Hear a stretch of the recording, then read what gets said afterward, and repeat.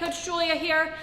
This is number 2, the second daily shoulder health mobility workout that you can do to help increase the flexibility of your shoulders, increase the stability, get stronger, and have better control of that range of motion.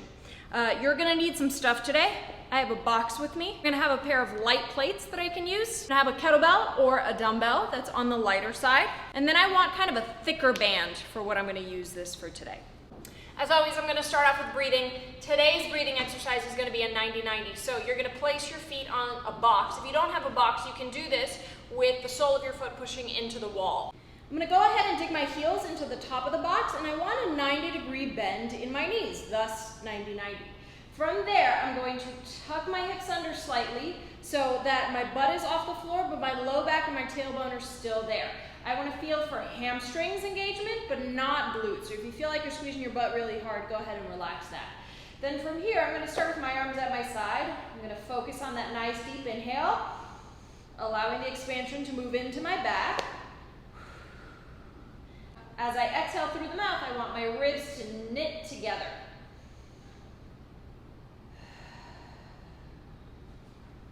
If you're having a hard time with that rib movement, go ahead and take those arms up overhead for me. Same thing, hamstrings engaged. Now I can just get a little bit more reach and more expansion through my upper back on the inhale, while really exaggerating the exhale. Next thing I'm gonna do is something called a half kneeling thoracic rotation. So thoracic spine, right, that's my mid to my upper back. Rotation, circle, and we're gonna go from a half kneeling position. So I have my right leg in front, my left toes I'm gonna tuck under. I'm gonna go ahead and find that same pelvic tilt, so tailbone down, ribcage stacked over the hips. You stay nice and strong and tight through here. I'm gonna take my arms over my chest. Inhale, exhale, as I round just my upper back and try to reach towards the floor. Inhale here, and then as I exhale, I'm gonna twist over my front leg. Once I've done that, I'm going to inhale, exhale, come up. Nice big semicircle around. Inhale, exhale, finish with a twist over my left side.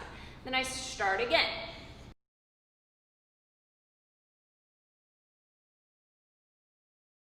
When I'm ready to switch sides, I'm also going to switch legs and go in the opposite direction.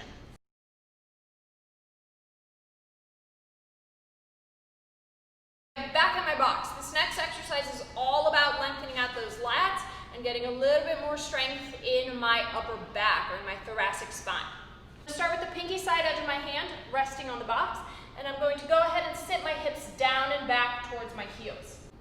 I'm going to reach my head and my chest towards the floor, and then from here, inhale, exhale, I'm going to try to lift my arms up off of the box, come back down. Inhale into that upper back.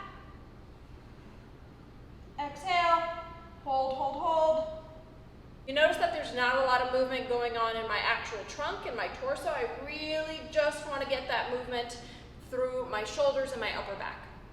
This next exercise we're doing again from a prone position, meaning you're laying down flat on your stomach. This is called a Cuban rotation. Here's what the arms look like. You're going to start with your arms overhead. You're going to pull down like you're doing an imaginary pull-up. At this point, I've made fists. This is going to keep me from dragging my fingers on the floor. Then I'm going to internally rotate my shoulders and press them down towards my hips. Then I would reverse. Upright row, so shoulders and elbows raise. You squeeze your shoulders and elbows together on the rotation. You press straight up.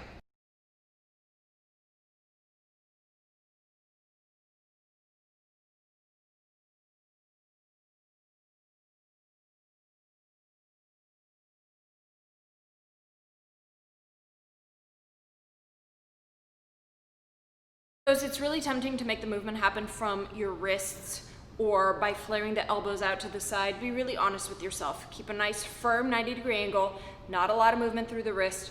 Let that rotation happen from your shoulder. Okay, getting a little bit more specific rotator cuff strengthening. I have my small plates, and I'm gonna do some front and lateral raises. If at any point this is too much, you can bend the elbow, right? That way, especially out to the side, we're limiting that lever, or you would just grab lighter plates.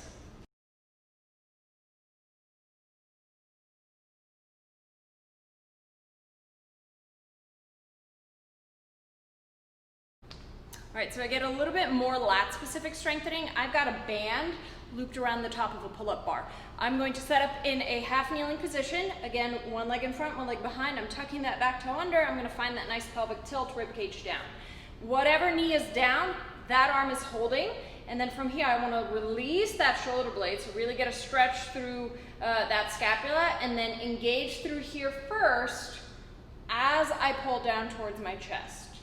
Release the arm, let that shoulder blade go, contract through those muscles and through where that shoulder blade is, and then you continue the pull. Next thing that we're gonna do so we get a little bit stronger at the pressing part of our shoulder is going to be a variation of a push-up. So I'm gonna show you modified with my hands on a box, and then we're gonna talk about how you make it a little bit harder. There's a very specific way I want you to do this. So while we're setting up for this push-up, I'm gonna have you bend your knees and once again tuck your hips under. So we're really focusing on getting low abs engaged. Then from here, without losing this, you're gonna lower your chest. Notice my legs haven't straightened, I haven't lost my abs and my low back, and then I push away. Down, push away. That's really gonna concentrate the work more in your arms and in your shoulders because we're learning how to control our low abs and our core. All right, to make that harder, we're gonna put our feet against the box. So here's the tricky part. You want your whole foot, heel and ball of the foot, pushing into either a box or a wall. From there, you're gonna walk your hands out, pick your knees off the ground, but notice I haven't straightened the legs. I don't wanna be here. Still wanna maintain that nice soft knee, tailbone tucked under, down, push away, down, push away. Feel abs, we're looking to feel core, so that can support all of this additional work that our shoulders are doing. The last movement that we got in this series is a kettlebell or dumbbell windmill. This is really so that we're starting to integrate some shoulder stability with other movement, both in our T-spine, but also in our hips. We're gonna start with the bell in the rack position, and then you're gonna go ahead and press it overhead. Whatever side is holding the bell, I want my feet to turn away from that in the opposite direction. From here, this other arm is gonna reach down the inside of my leg, back leg is straight, front knee can bend, eyes are gonna look at the bell, and I wanna try to keep my upper back as tight as possible. I'm gonna push my hip off to the side, and as I do so, I'm reaching down towards the floor, coming all the way back up, locking out. Hip travels, so I'm getting a side hinge. Top arm is maintaining stability, nice strong lockout, reach to the ground, come back up. Give all that stuff a try. Again, that is the second shoulder health and mobility workout that you can do daily to help improve not only the range of motion in your shoulder, but the stability and then the strength. If you like this kind of stuff, leave me a comment. Let me know what you want to see next and subscribe. Thanks. See you next time.